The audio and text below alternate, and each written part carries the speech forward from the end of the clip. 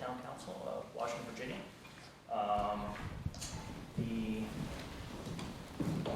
I will ask for approval of the agenda. I'll move to approve the agenda. Any additions or subtractions? If you subtract anything, we don't have anything. Okay. Have been moved and seconded. We'll have a roll call vote to approve. All in favor, please indicate by saying aye. Aye. Aye. Agenda's approved. We have the minutes from the December 11th, 2023 council meeting. Were there a copy in your packet? Did anybody have any revisions or edits? I move that we approve. I talked to Barbara about some editing I want done, Okay. but How about this one? We have a motion to approve with I move to approve the amendments or the changes that Ms. Okay. Nadine has passed on. okay. have a second? Second with the edits. All in favor, indicate by saying aye. Aye. Aye. Thank you. For the mayor's report, I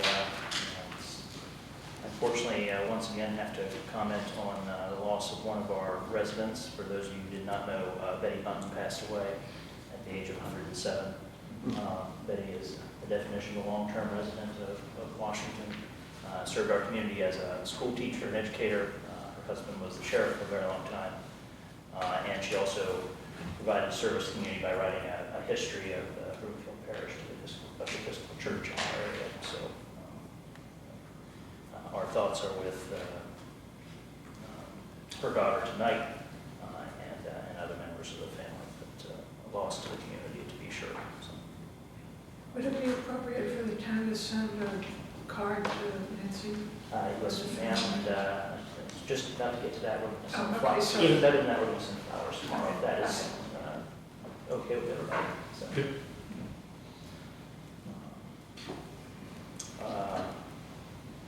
On slightly lighter news, this past Friday, I went down to Richmond to attend a hearing with the Commission on Local Government. This is the first step in the boundary, or the first official step of the Commonwealth on the boundary line adjustment. This was just a preliminary. We're here. This is what we're trying to do. Conversation. I presented a couple slides just showing the area that's in question. Provided a brief recounting of how we got here. That conversation was very good with the commissioners. Things are moving in a positive direction. The next step will be for us to host the commissioners here for a public meeting on May 20th. More to follow in details on that, but they'll have a meeting here. They'll have a public meeting in the evening, which we'll host. There'll be presentations from the town and the county, sort of a repetition of what we did in Richmond, I think. Then they'll begin to they'll start the process of their report writing, or their staff will, following that, I think, move toward a final conclusion from their perspective anyway in July, with any luck. So if all goes smoothly. So great.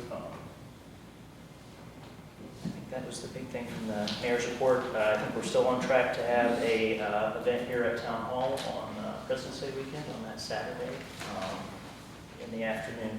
More details to follow as we get a little closer to that. Both a celebration of President's Day and hopefully to add a few more dollars to our coffers as we prepare for the renovation of Town Hall. So, and our trails. I think that's it from the mayor's perspective. I know you got some talking to do, Gail, so at this point I'll turn over to the treasurer. Thank you. You have your now 6-month summary of where we're at. The LGIP, the rainy day fund, as the mayor refers to it, is doing very well. We put another $1,800 in interest up in there. And Barbara and I need to, she has to polish her crystal ball. But we think we can be able to dump another 20 or 30,000 up into that fund, which would be great. Because that, with all of them, fees coming in from Rush River, those all have to go towards future repairs and maintenance and all of that. So as much of that as we can up there and not spend at the moment on those things would be good. Some of the bigger ticket items down the road, so. Exactly. The way now is to Right. buy that future. Did anybody have any questions on it? I'm not sure if anybody even looked at it before we got here. Yes, we all read. Yeah, I know you read it in detail. I am not going to read it to you.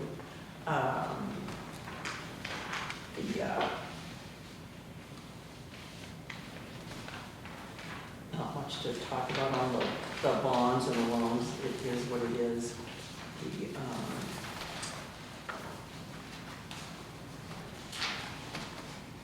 When is the big payment in May for the bond? When's our annual bond payment? Is it We do two. two of them? November, which is on here. You'll see on wastewater. May and November. You'll see. May and November. Yeah. You'll see on the wastewater one that it's on there at 98 and change. And of course, on the water, we had those two charming breaks and things we had to repair. That's pretty obvious. I don't think there's anything unusual that I need to point out. Just if you have any questions, we're here. I think we're doing well. We have a town manager with a very noose, I call it a noose around the budget. Is that a good way to phrase it, Barbara? I try. You try. This doesn't need a vote or anything, it's just presenting it. So if you have any other questions, nobody reached out to me. So did you have any questions, Joe? I do not. Okay, Thank you for continuing to be a good steward. thank you. One thing I did realize out of the mayor's report, one of the victims of the recent storms was the town sign over by the old schoolhouse. So we are going to be replacing that with a sign very similar to the one that was put up on the entry to town coming in from Fodderstack a couple years ago now. So Yeah. be nice to round out all four principal entrances. We'll have a nice sign welcoming you to town. Mhm. So, All similar, same on Warren speaking Avenue. of spending money. I know. I'm like, Joe, can I spend money? Sure, you can. Usually not my response. Oh. All right, any other questions for the treasurer? Okay, Mr. Crown. Thank you, Mayor.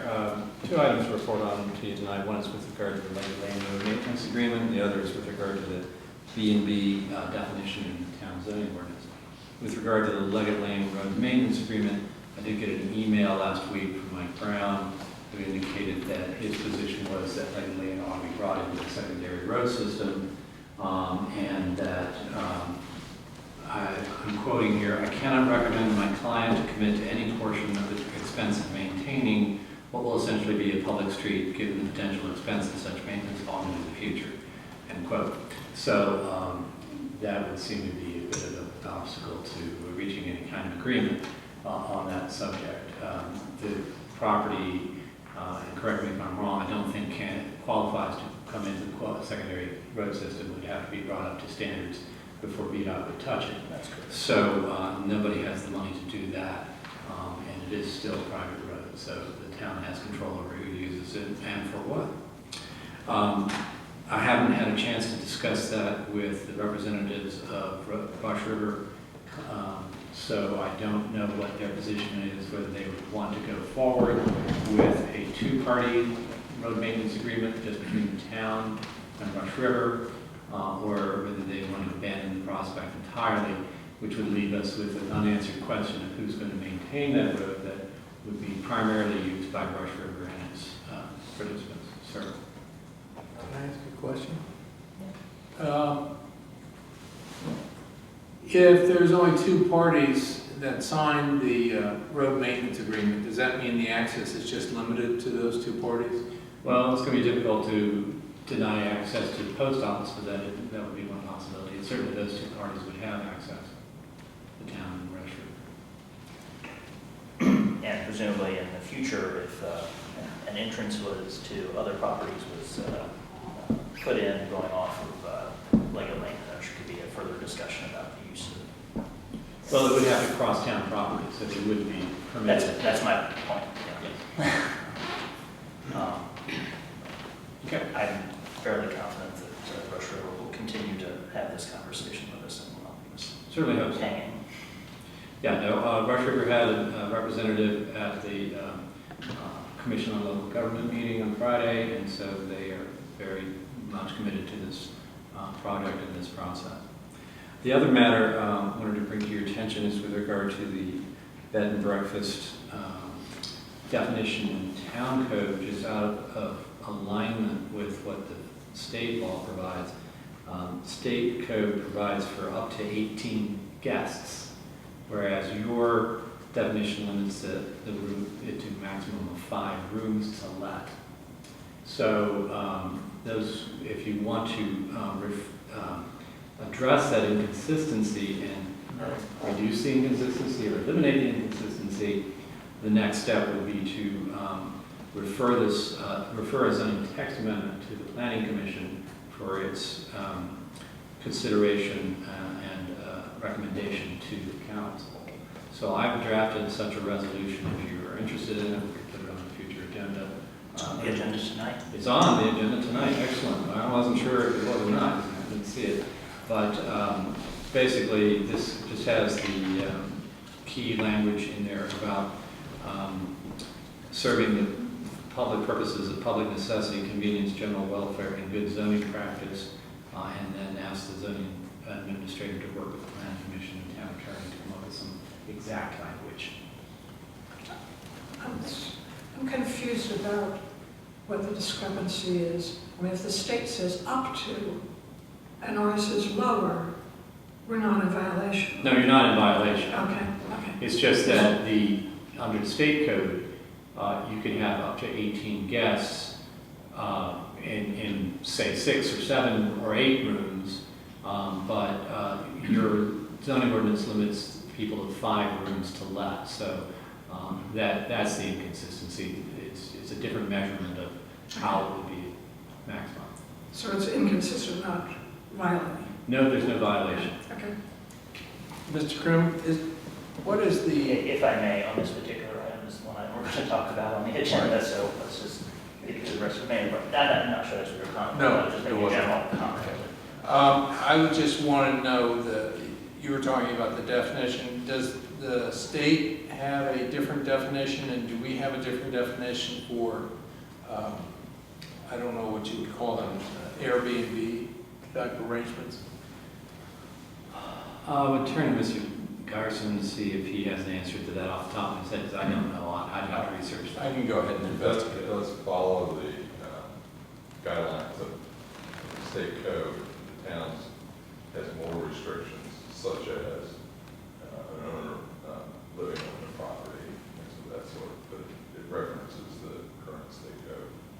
So right now, if I understand what you're saying, is that the B&B and, for instance, an Airbnb, there's no difference between. Yes, there is. There's quite a bit of difference. Okay. And there's a distinction. Mhm. There are basically 3 classifications in town. It's an inn or a hotel. Right. A B&B, which is a special use permit, and an ARBB, or short-term lodging is the terminology Okay. usually used today. So STL is another abbreviation you get familiar with, and those are regulated again by a special use permit with conditions. So just to build on that a little bit, and what Jean said, when we discussed the Airbnb ordinance planning, we were very careful not to be in violation of the Virginia Code, but there was a very strong feeling that as a very small town, we wanted a different code. And I understand that the history of the for B&Bs was also the same. So no violation with the Virginia Code, but an appreciation that if you want to encourage a lot of residents, perhaps you don't want a lot of B&Bs with 9 rooms. Right? So some of these things were deliberate.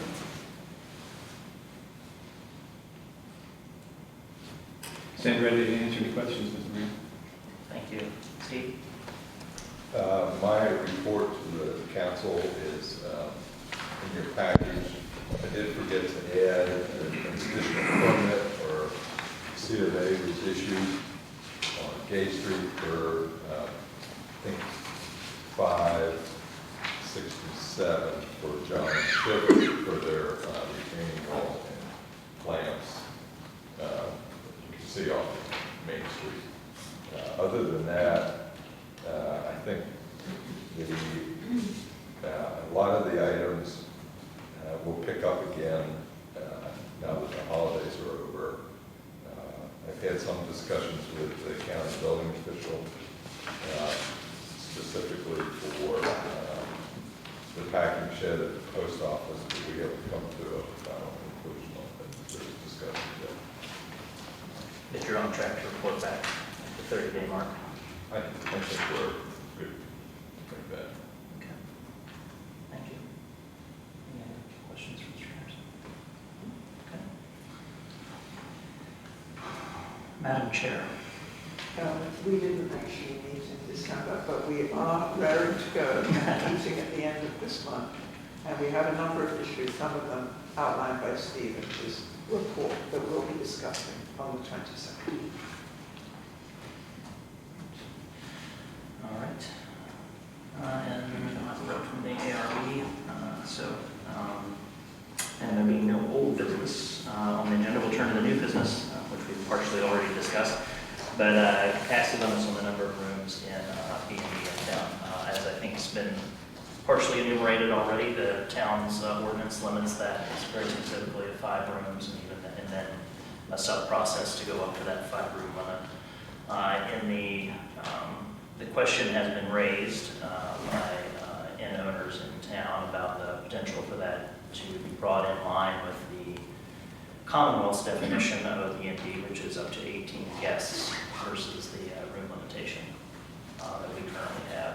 You know, if we wanted to assume double occupancy, that's like an 8-room limit, which I think might be some point of discussion. But my move tonight would merely be to say that I'd like to refer it to the Planning Commission, as outlined by Mr. Krim, to take a look at that particular ordinance and see whether or not we'd like to bring it more in line with how the Commonwealth defines a B&B rather than the current definition we have in file.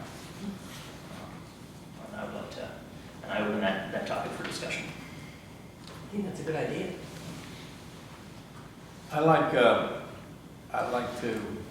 I appreciate what Madam Chairperson said about the smallness of the town, but I also think that for the B&Bs, that they need to have a certain capacity in order to reach the economy of scales to be able to be profitable. And I think the state has already set a line of 18 people, which I guess would be 9 rooms. I don't know if we want to go exactly that high, but certainly provide an opportunity to go beyond 5 seems like a good idea to support the B&Bs in the community. So this will be on your agenda next week? Yeah. And then I obviously would just add that it wouldn't impact necessarily, well, I defer to the Planning Commission to come back with a recommendation, but you know, there's still a sub-process and that sort of thing. Presumably it would still govern no matter what the decision is. Or I would urge to be considered as part of that. Yeah, we would be happy to take that on and look at all possible ways of doing this. There's the code, there's rezoning, there's SUPs, there are a number of different ways of doing it. Thank you. So I guess I would entertain a motion to make that referral. I'll move to make that referral. Mr. Mayor, is that to move the resolution because it does need to have? No, I'm just going to refer the matter to them to take up. The referral needs to have the magic words that it's to serve the public purposes of public necessity, convenience, general welfare, or good zoning practice, otherwise it's invalid. You took those words right out of my mouth. I think he was going to say that momentarily. I will defer to Mr. Krim to make sure that he puts it in the appropriate words that we need to have. We'll fix it in minutes. have a second? I'll second. We'll have a roll call vote. Yes? Yes. Yes. Yes? Yes. Yes. Yes. Thank you. Thank you, Madam Chair. You're welcome.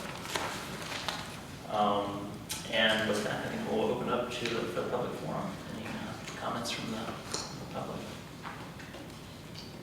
Yes, I'll go sir. ahead and pipe in. Yeah. Drew Mitchell, and I just came from the Christmas in Little Washington committee meeting. It was a debrief meeting.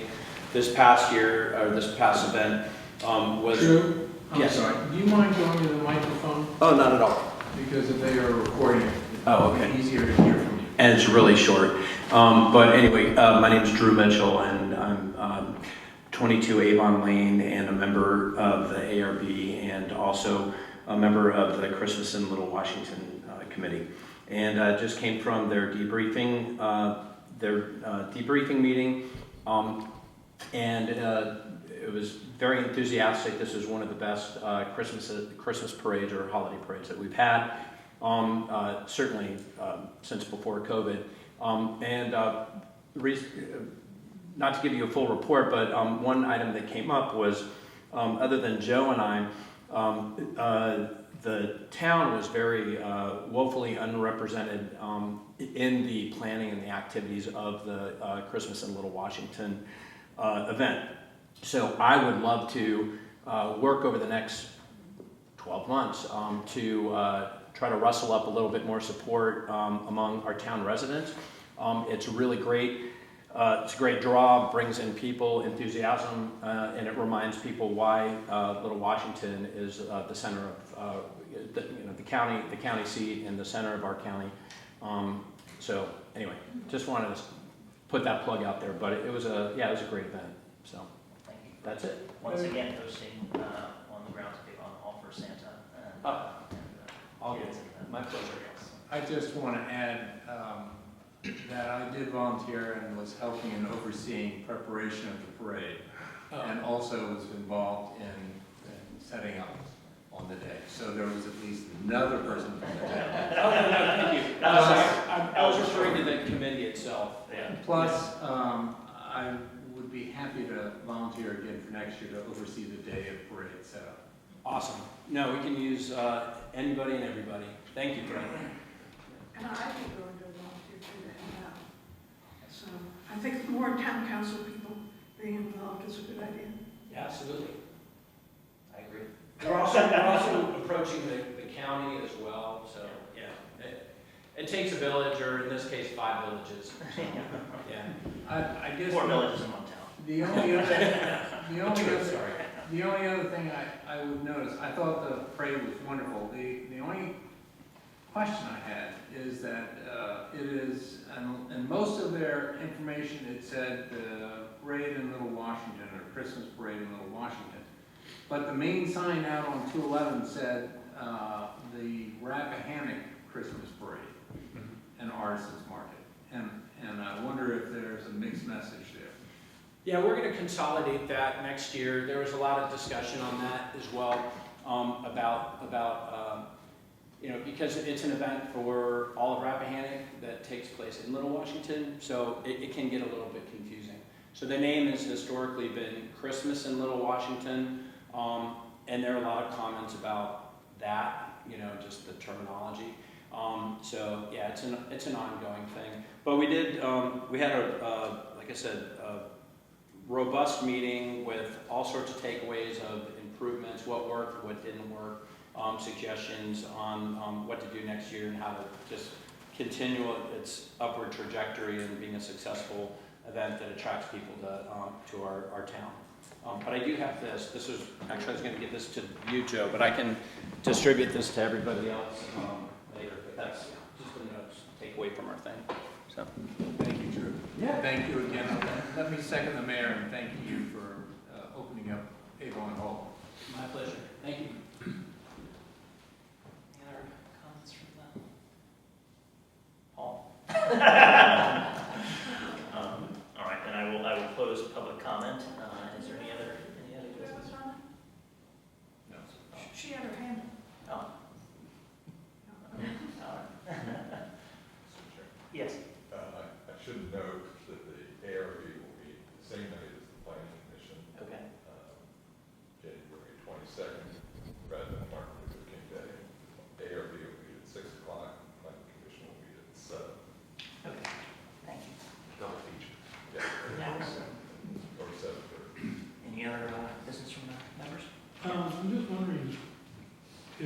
we look at all of the ordinances we've had and passed over the years, is it time to do a review of all these ordinances, Microphone, please. of all these ordinances, to make sure that they're current, compliant with Virginia code, you know, and other things? Because I'm sure some of them, they're old.